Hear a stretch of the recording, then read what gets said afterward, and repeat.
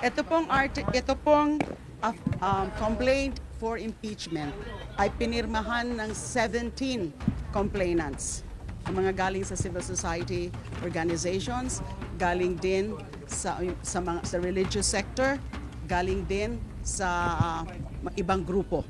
But they are filing, all of these signatories, 17 signatories, are filing this in their personal capacity, even if they are members of various groups or of various party lists, etc. So, 17 po sila. Ang mga nag-file po ay sila former Secretary Ging Deles,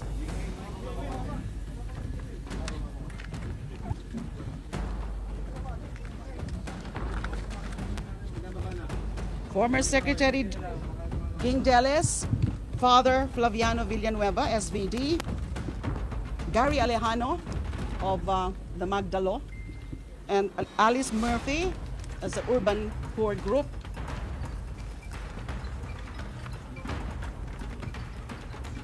Francis Aquino D, that's Kiko D, Mr. Eugene Louis Gonzalez, Doc Sylvia Estrada Claudio, Lea Lopez Navarro, Rowena Amon, Mr. Randy Francisco de los Santos, that's the uncle of Kian de los Santos, a victim of the EJK, Ms. Filomena Cinco, Mr. Chidoro Teddy Lopez, Sister Susan Santos Esmile, SFIC, Mary Grace de Guzman, Sister Mary Grace de Guzman, Father Robert Reyes, Miss Maria Yvonne Cristina Jereza. So those are supposed to be 17 signatories. Ma'am, grounds for impeachment? Ang grounds po ng impeachment, bale 5 po. It was actually condensed into 4 grounds as indicated in the articles of impeachment, pero 5 po sila. So out of the 6 grounds for impeachment laid down in the Constitution, 5 po yung grounds. Culpable violation of the Constitution, graft and corruption, bribery, betrayal of public trust, and other high crimes. So ang wala lang na ground for impeachment is treason. So majority of the grounds are present. And there are a total of 24 articles of impeachment as discussed in the 33 page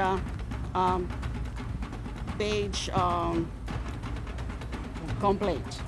So among the articles po are the misuse, the failure to account, the intel and confidential funds of both the Office of the Vice President and also of the Department of Education. And nandyan din po yung grounds like yung kanyang mga threats, yung kanyang mga rants during the press con in October 18 and the second one in November 2024. Because these are very unbecoming and these are actually betrayal of public trust because these are also high crimes, yung kanyang mga threats doon sa latest na mga rant niya o kanyang mga meltdown. Meron din as an article about her involvement also in the extrajudicial killings during her term as mayor of Davao City. There are other grounds, let me just so that I can be very sure of this.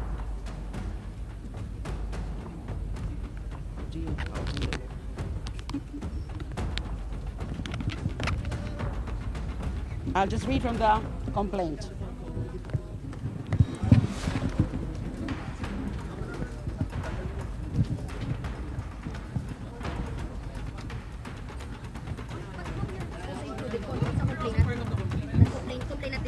No, I did not sign as a complainant.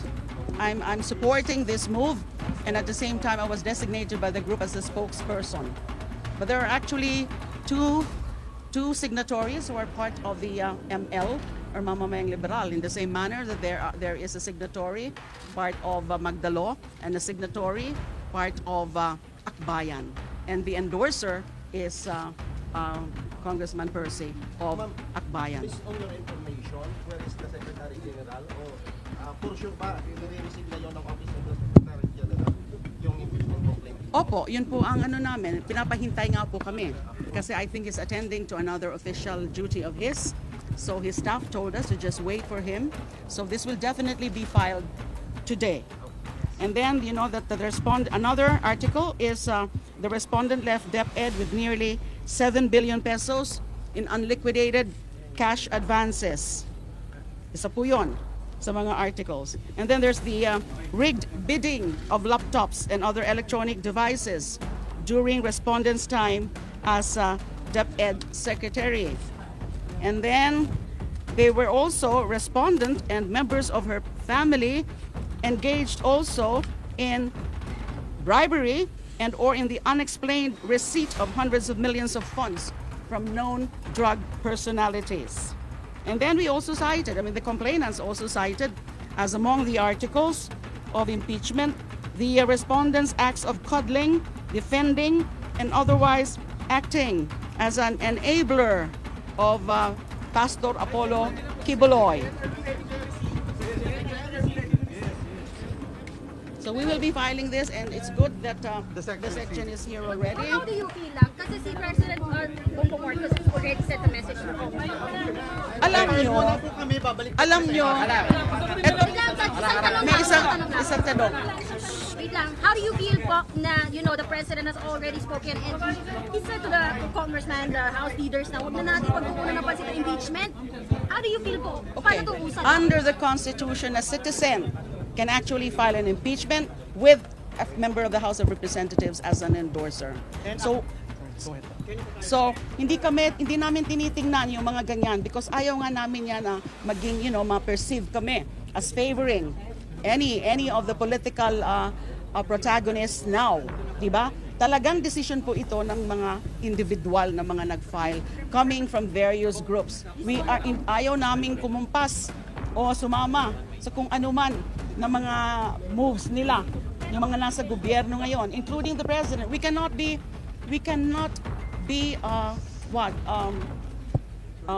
affected by the desire to really make the vice president accountable, because that is in fact recognized by the Constitution. Kailangan mangibabaw ang batas, mangibabaw ang saligang batas.